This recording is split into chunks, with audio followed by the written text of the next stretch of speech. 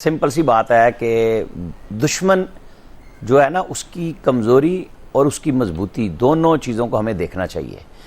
आप देखें कि राहुल गांधी क्या कह रहे हैं, मोदी जी, और हमने क्या बढ़के सिखाई हैं एक दूसरे को कि पल्ले किसी के कुछ ना छोड़े, हार जीत अपनी जगह होती है, इखलाकियात ख़त्म। इंडिया में अगर गांधी का ख़ानदान हो और वो बन के आए, इत्तेहादी बन के सारे बनाए हुकूमत, हमें उससे क्या। ये वही हैं जो जिस इंदिरा गांधी ने कहा था कि मैंने नजरिया पाकिस्तान आज खलीज बंगाल में डबो दिया, और मोदी जो मुसलमानों के लिए कसाब के नाम से मशहूर हुआ और उससे बदतर साबित हुआ। इसके बावजूद ये उनके मामलात हैं, वहाँ कौन जीतता हारता है। हमें ये सबक सीखना चाहिए कि वो शाइनिंग इंडिया से लेके और आज कहाँ पे पहुँचाया उन्होंने, हमने अपने आप को कहाँ पहुँचाया है। कम से कम जिस दुश्मन से लड़ने की हम बात करते हैं, हमें अपने आप को उससे मुकाबले के लिए इल्म में हर चीज में बहुत आगे लेके जाना है। लेकिन हम तो आपस में दस्तों गिरेबान हैं और इस बुरी तरह हैं कि वो लोग जो भी मुकाबला करते हैं अपने मुल्क को आगे लेके जा रहे हैं और हम मुल्क को पांव तले रोंदने के चक्कर में रहते हैं। ये असल सवाल है और सबक है हमारे लिए भी कि हम अपने आप की पॉलिसियां कैसे बना रहे हैं। हर इदारा बाहम दस्तों गिरेबान है, कोई हमने बड़ा रहने नहीं दिया अपने पास, सबकी मिट्टी पलीत की हुई है और इज्जत रहने नहीं दी। तो ये वो सबक है जो इंडिया से हमें सीखना चाहिए, बजाय इसके वो हार गया ये जीत गया। भाई उनकी ऐसी की तैसी वो आपस में लड़ें, वो जो मर्जी करें। उनकी जो आईटी की टेक्नोलॉजी है जिससे पूरा अमेरिका और दुनिया मुस्तफीद हो रही है, उनके मेडिकल में हमारे लोग इलाज के लिए जा रहे हैं। हम बात करने से क्यों घबराएं? हमारे पास हमें उस तरफ जाना चाहिए कि हम अपने दुश्मन से वो सबक सीखें कि जिस पे वो हमें छेड़ता है कि भाई अब वो क्या है, 2 वक्त की रोटी के लिए भाग रहे हैं। सही, मतलब ये बड़ी एक ताना है, गाली है, लेकिन इससे अपने आप को ठीक करना चाहिए। मैं तो इस बात पे जा रहा हूँ। सही जी आया साहब, लेकिन बात दुरुस्त है आमिर साहब की, लेकिन हम इसको नजरअंदाज नहीं कर सकते। बहुत इंपॉर्टेंट है, हमसाया मुल्क है, वहाँ कौन जीतता है कौन हारता है, जाहिर है ये एक अहम, अगर खित्ते की सियासत को देखा जाए तो उस लिहाज से तो ये बहुत इंपॉर्टेंट है। आया साहब, ये खित्ते से ज्यादा ये इंडिया के लोगों के लिए इम्पोर्टेंट है। नरेंद्र मोदी और अमित शाह ने लिटरली डिक्टेटर बन के वहाँ हुकूमत की। फिर वो जो कॉर्पोरेट सर्वेज कराए गए थे, हमारे यहाँ भी बहुत होते हैं उस तरह के, उसमें तो वो लग रहा था कि बस 400 के करीब या 400 भी पार कर जाएगी बीजेपी। लेकिन वो एक अटल बिहारी वाजपेयी की बीजेपी होती थी जो एक बहुत पढ़ा लिखा कमाल आदमी था। उसके बाद नरेंद्र मोदी साहब जब आए और उसके बाद उन्होंने यहाँ तक उसको पहुँचा दिया। मतलब आपने राम मंदिर बनाया अयोध्या में, वहाँ हार गए आप, महाराष्ट्र में हार गए, और पूरी मशीनरी, रियासती मशीनरी आपने इस्तेमाल की। इसके बावजूद रिजल्ट्स आ रहे हैं कि आपको बस वो सिंपल मेजॉरिटी मिलने जा रही है, और वो ज़ाहिर है कॉन्फिडेंस लेवल आपका बहुत नीचे जाएगा। इंडिया के लोगों को ये समझ आना शुरू हो गई है कि हेट्रेड पे मबनी पॉलिसीज वाली गवर्नमेंट को अब अगली दफा ये बिल्कुल इनका ये फारिग हो जाएंगे।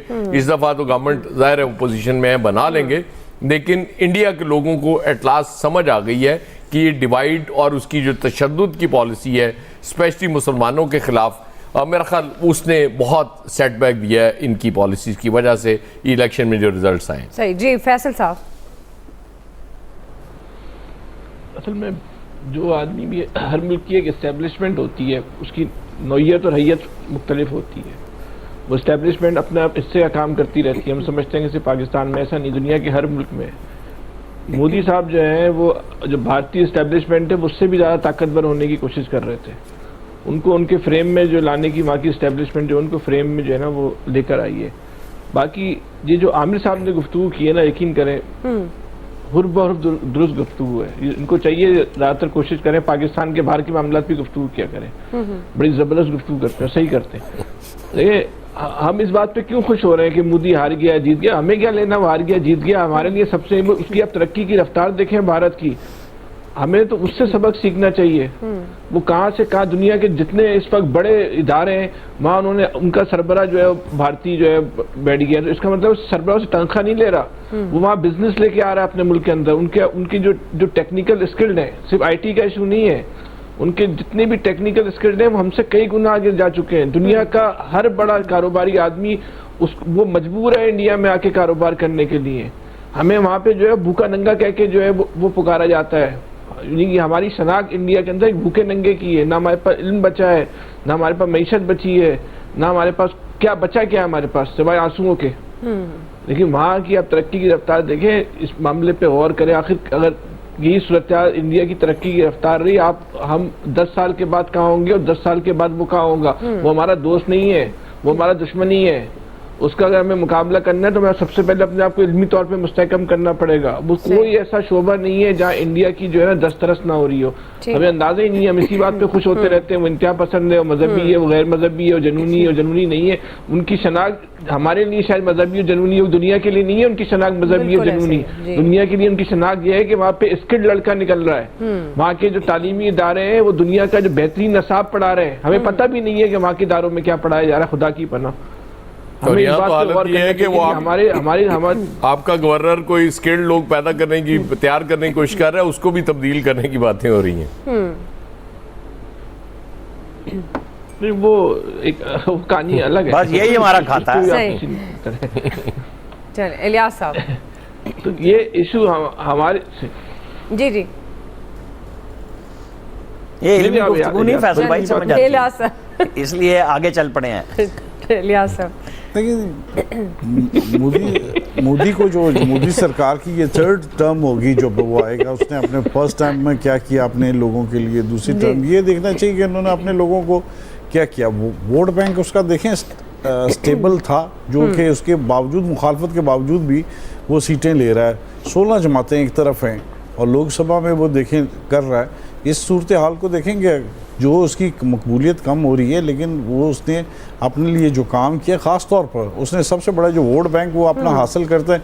देखिए उसमें कश्मीर में क्या किया, उसने जो उधर क्या किया, इस दफ़ा वोटिंग में उधर देखें रिजल्ट्स क्या रहे, उधर परसेंटेज क्या रही, 42% रही कि उधर वोट डालने की शरह, कहाँ 3-4% होते थे। वो अपने एजेंडे पर लगा हुआ है। उसने फर्स्ट टाइम में भी पाकिस्तान पहले मजबूत हुआ, फिर पाकिस्तान को टफ टाइम देने की कोशिश की, और अब भी वो 3rd टर्म में आ रहा है। उसके वोट हासिल करने का सबसे बड़ा जरिया होता है कि पाकिस्तान को किसी तरह की तकलीफ दे। और देखिए उसकी हर तकरीर में पाकिस्तान पर क्रिटिसिज्म होता है, और इस तरह वो चाहता है कि पाकिस्तान के लिए, तो वो हिंदुत्व जो है ना उसको वो मजबूत करने के लिए पाकिस्तान के जो आता है अपने लोगों पर, मुसलमानों पर भी उधर जुल्म किया जाता है। गुजरात में देख लें, किसानों पर देख लें, उसने जो भी किया अकलीतों पर किया। अब देख लें जहाँ केरल वगैरह जो है साउथ ईस्ट की जो हैं, वहाँ वो हिंदू नहीं थे, उधर क्रिश्चियंस थे, वो जो जिन्होंने वोट उसको दिया उधर से। तो सूरत हाल ये है कि पाकिस्तान के लिए भी देखना पड़ेगा कि हमें सिर्फ उन पर उसकी तनकीद का जवाब देना पड़ेगा, बल्कि अपने आप को स्टेबल करना पड़ेगा, क्योंकि हमसाया जो है वो हमारा दोस्त नहीं है, फिर इनकार समझिए। बिल्कुल और इनकार ही समझना चाहिए, और बल्कि हमें करना चाहिए, अपना आप को स्टेबल करना चाहिए, अपने आप को बढ़ाना चाहिए। आगे बढ़ने के लिए जाहिर है का दुश्मन है तो उसका मुकाबला है, तो फिर हर लिहाज से होना चाहिए। बहरहाल हमारा